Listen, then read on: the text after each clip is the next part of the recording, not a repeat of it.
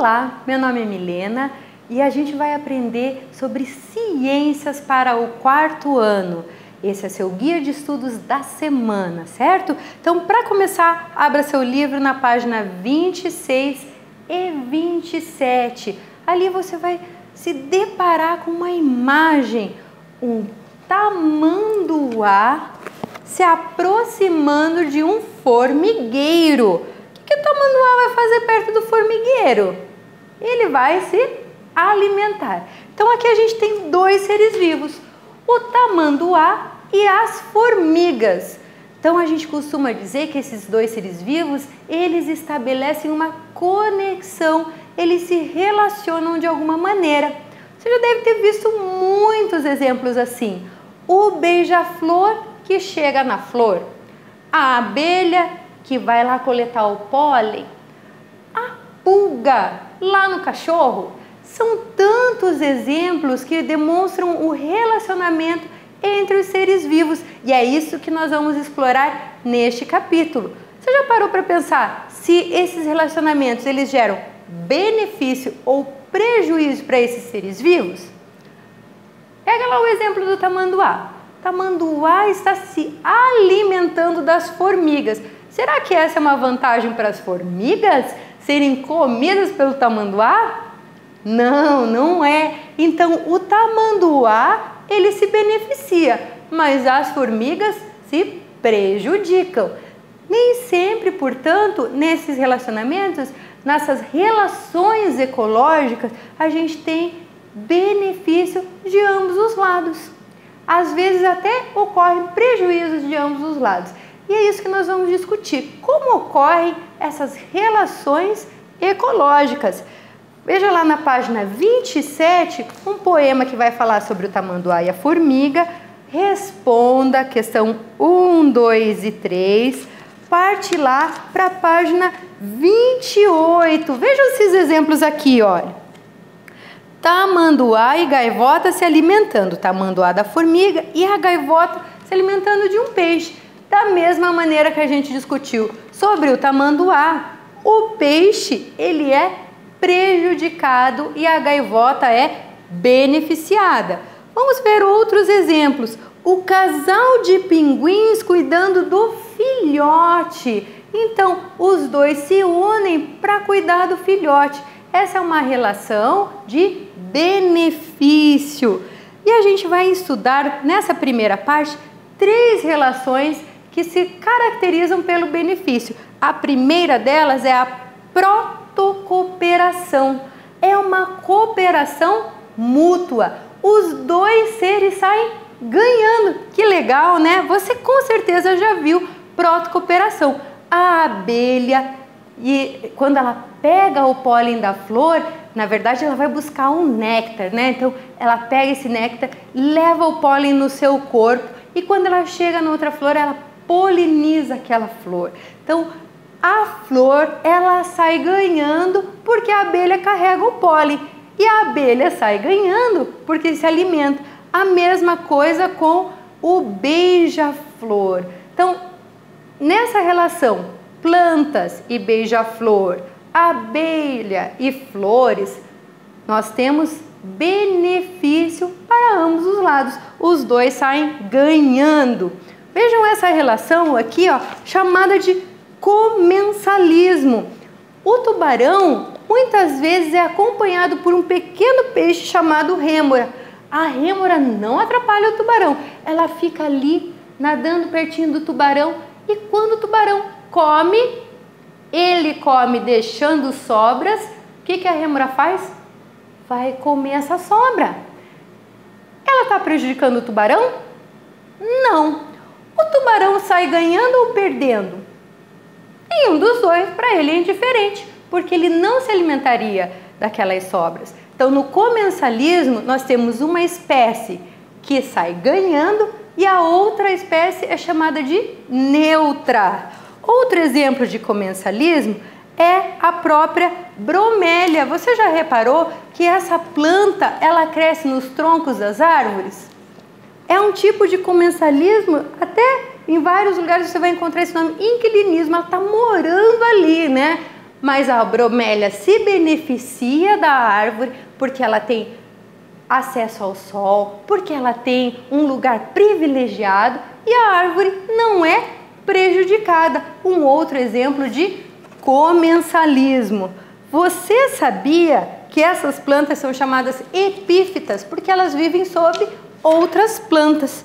E olha que bacana, na página 30, um outro exemplo chamado sociedade. Ah, esse eu sei! Sociedade é como os seres humanos vivem. Eles vivem em sociedade. Será que é isso mesmo? Não. Aqui é bem diferente.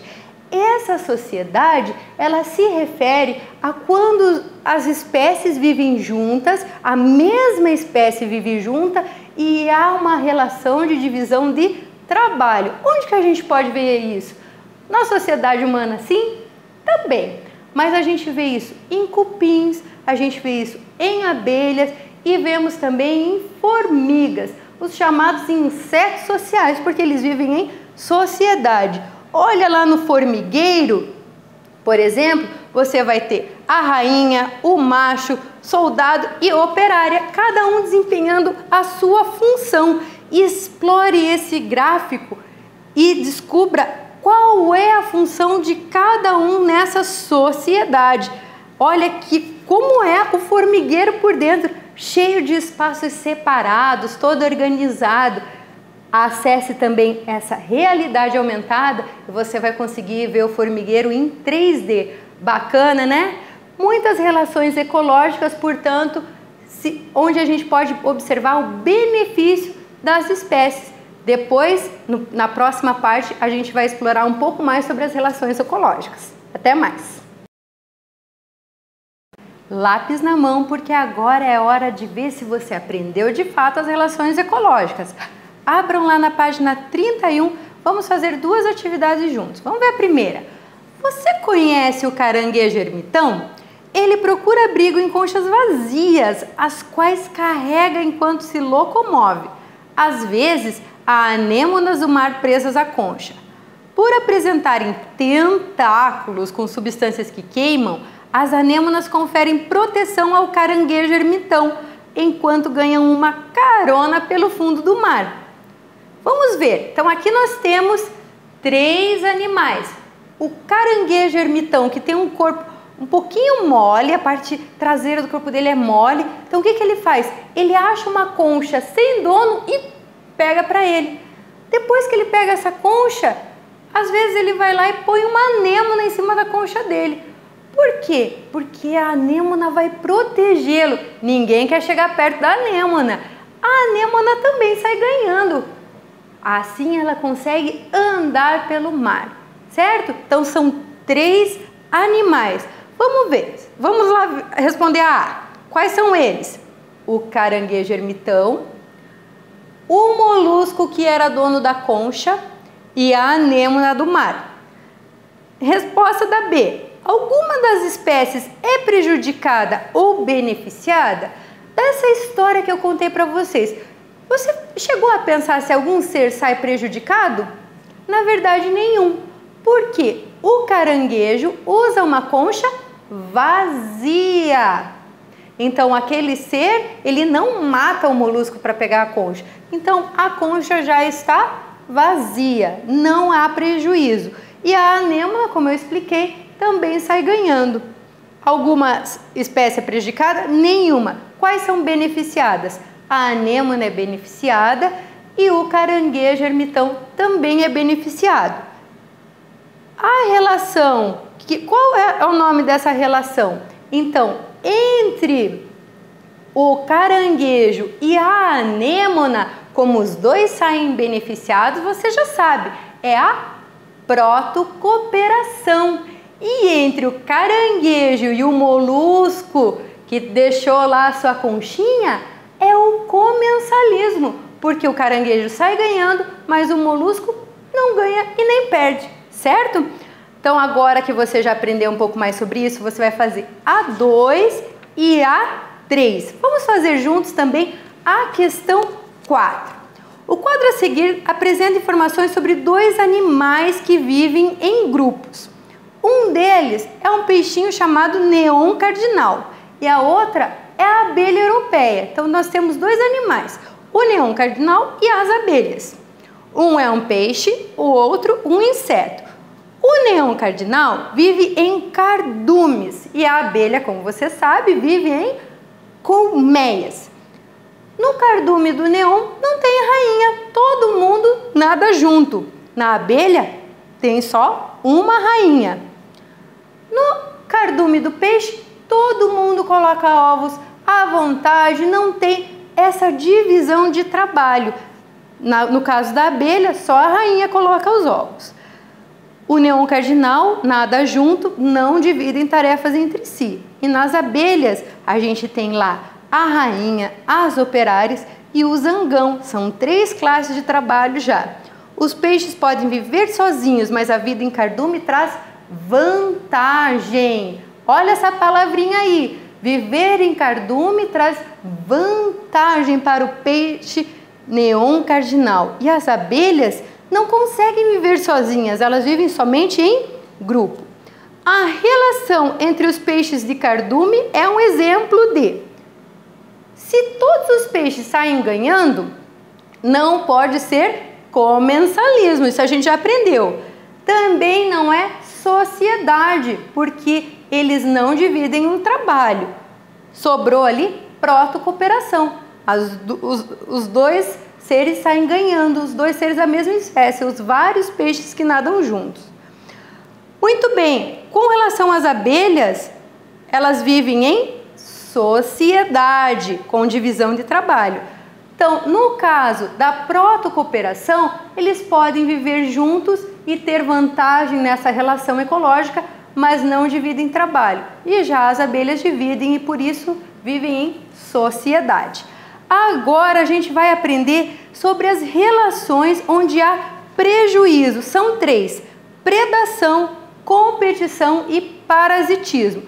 A predação é quando um ser se alimenta do outro. Está lá na página 33. Olha só, aqui o pássaro comendo inseto, o mamífero comendo peixe. Então são essas relações de alimentação em que um se alimenta do outro. Você já aprendeu sobre as cadeias e as teias alimentares e sabem que essa é uma relação ecológica que constitui a base do ciclo da matéria e energia nos ecossistemas. E é por isso que ela é tão importante. Então, a predação, ela é uma relação ecológica fundamental, mas onde um ser vivo sempre sai em desvantagem.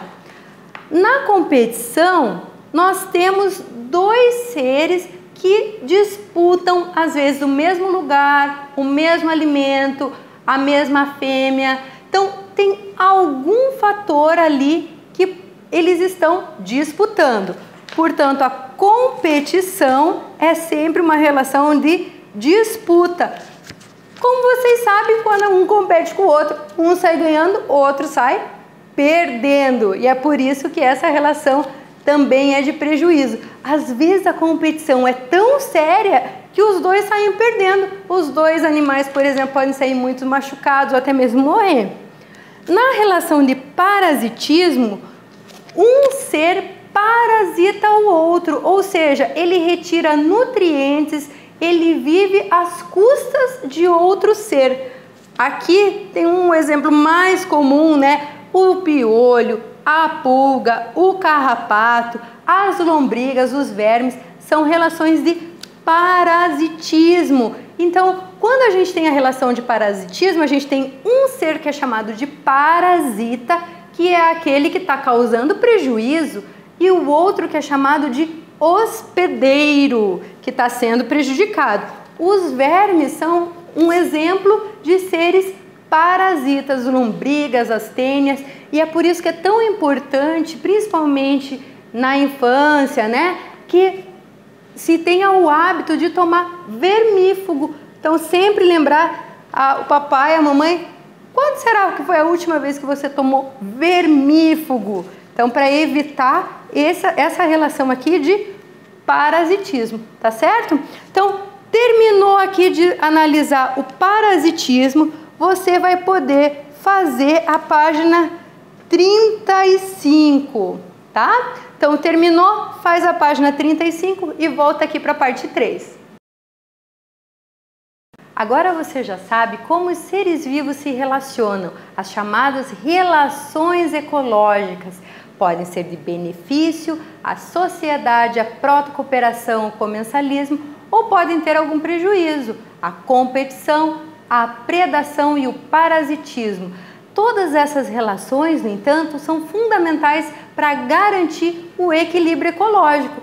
Pensando nisso, vamos fazer a atividade proposta no material de apoio. Então você vai tirar de lá, destacar essa parte do material de apoio e vai brincando de encaixar as palavras. Olha só, plantas altas e plantas baixas.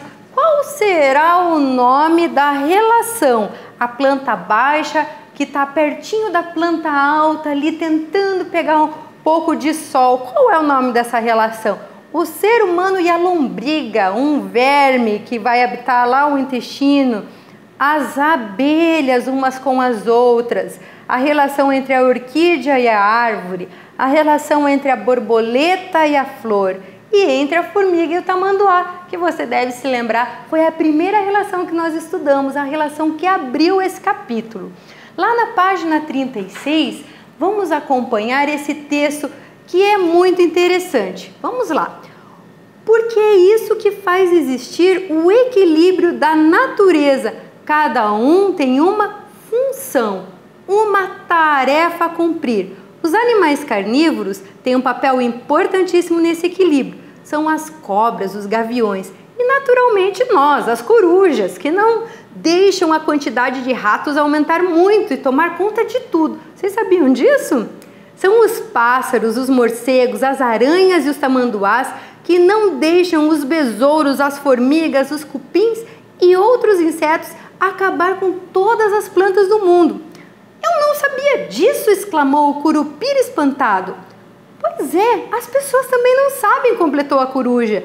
Por isso, vivem matando as cobras, os gaviões, os gambás e as aranhas, como se fossem seres perigosos que não servem para nada. Eles matam até passarinhos. E isso é uma verdade, você deve saber, né? Por que nós não podemos interferir na natureza dessa forma? Porque cada ser tem a sua importância.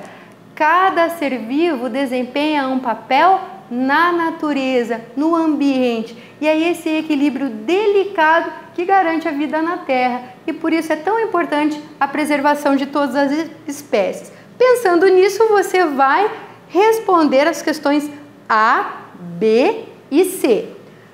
Finalizando o livro integrado, você vai para o livro de atividades, páginas 58 e 59. Inclusive aqui você vai retomar o que você já aprendeu também sobre teia alimentar. Vai quebrar esse código, descobrir esse código para entender essa mensagem importante na página 60. E na página 61, olha que bacana, tem vários outros exemplos de relações ecológicas. Você vai identificar cada um. Qual é o nome da relação ecológica que marca os cupins? Um cupim com o outro. Qual é o nome dessa relação? Você já viu, né? É a mesma do formigueiro. As abelhas e as plantas. O cão e a pulga. O tubarão e a rêmora. O urso e o peixe. O urso se alimentando do peixe. As árvores. Escreveu aqui o nome das relações. Ao lado você tem outros exemplos. A abelha e a mosca. A aranha e a mosca, desculpa. Então você vai recortar aqui e vai relacionar com outra relação ecológica ali do lado, que é a mesma. Então qual é a outra relação em que um ser está se alimentando do outro e qual é o nome dessa relação? O mosquito e o ser humano. Então vamos lembrar lá o nome das relações que tem prejuízo, né? O mosquito ali está sugando o sangue do ser humano. O gado e o pássaro. Olha só, esse pássaro aqui nas costas do gado, ele retira parasitas da pele do gado. Ele se alimenta e ao mesmo tempo livra o gado de parasitas. A bromélia e a árvore. leões machos brigando um com o outro por território, né? Geralmente eles brigam, e as formigas entre si. Quais são essas relações que se aproximam dos primeiros exemplos que eu citei? Então você recorta, cola ali, vai descobrir um pouco mais sobre isso. E para finalizar, a gente vai ter a atividade 6, que retoma essa que a gente já comentou anteriormente, e a atividade 7, que fala de uma relação ecológica bem curiosa. Veja ali, é o crocodilo e o pássaro palito. Vejam que loucura! O crocodilo, um dos predadores mais temidos, ele abre a sua boca e um pequeno passarinho entra lá dentro para comer os restos dos alimentos do crocodilo. Nossa! Qual é o animal que é doido de entrar na boca lá do crocodilo? Mas o pássaro palito, ele se beneficia dessa relação. Ele come os restos dos alimentos do crocodilo e o crocodilo fica com a boca limpa, evitando muitos outros problemas, certo? Então, os dois saem ganhando. Terminando o livro de atividades, acesse o Positivo On e faça a trilha de aprendizagem sobre esse capítulo. Lembre-se, você vai clicar na aba Avaliação. Finalizou a avaliação, pode clicar no Saiba Mais e descobrir mais curiosidades sobre as relações ecológicas. Até semana que vem!